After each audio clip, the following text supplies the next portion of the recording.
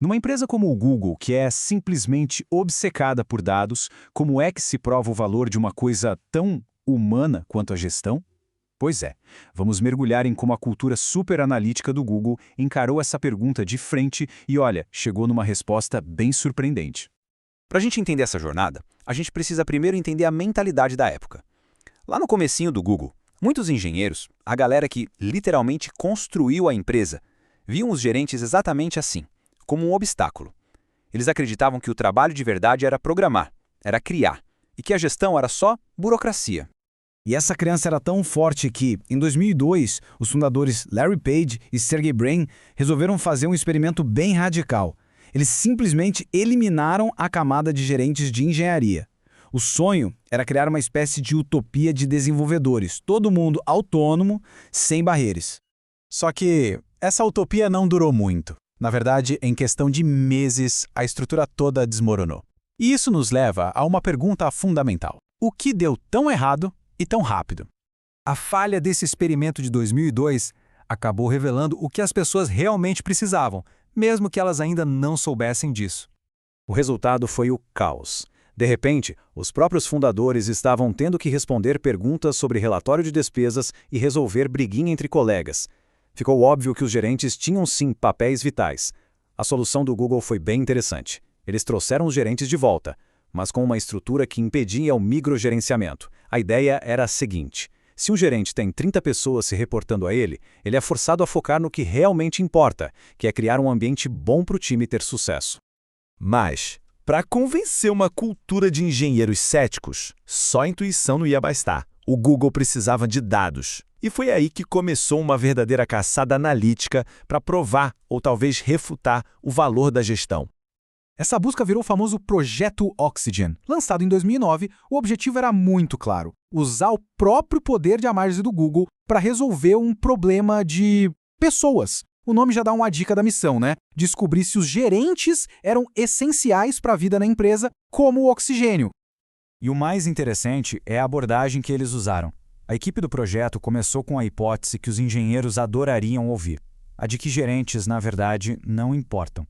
Essa postura cética foi a chave para ganhar credibilidade, sabe? Enquanto isso, eles mergulharam em anos de dados internos, desde pesquisas de satisfação até avaliações de desempenho. E o resultado foi inequívoco. A análise revelou uma correlação estatística muito forte.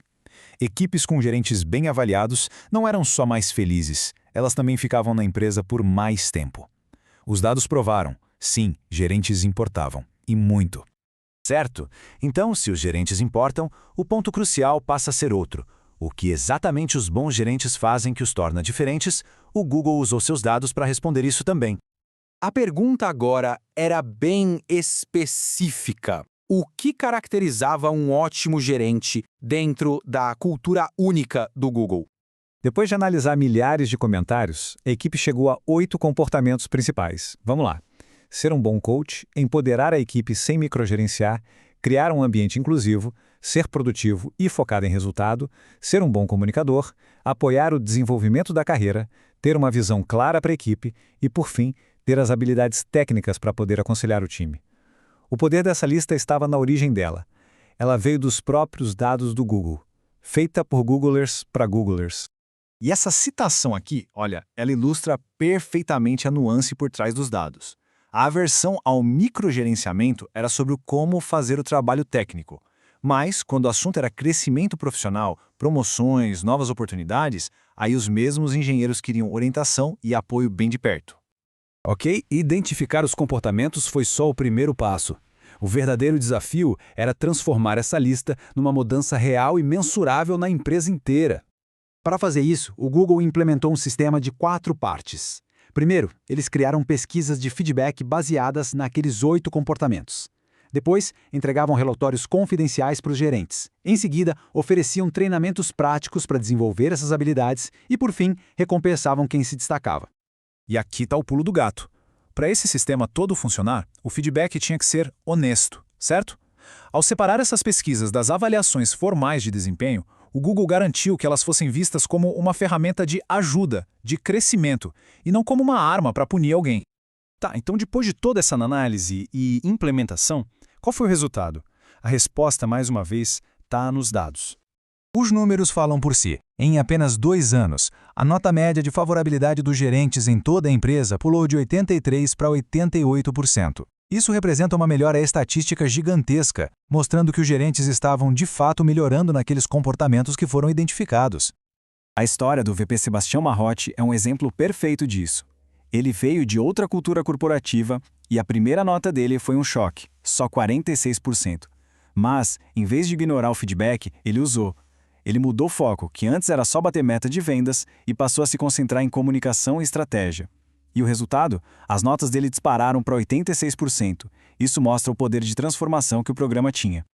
Mas e os céticos? Sempre ia ter aquela suspeita de que, quem tem avaliação de desempenho ruim vai se vingar dando nota baixa para o chefe.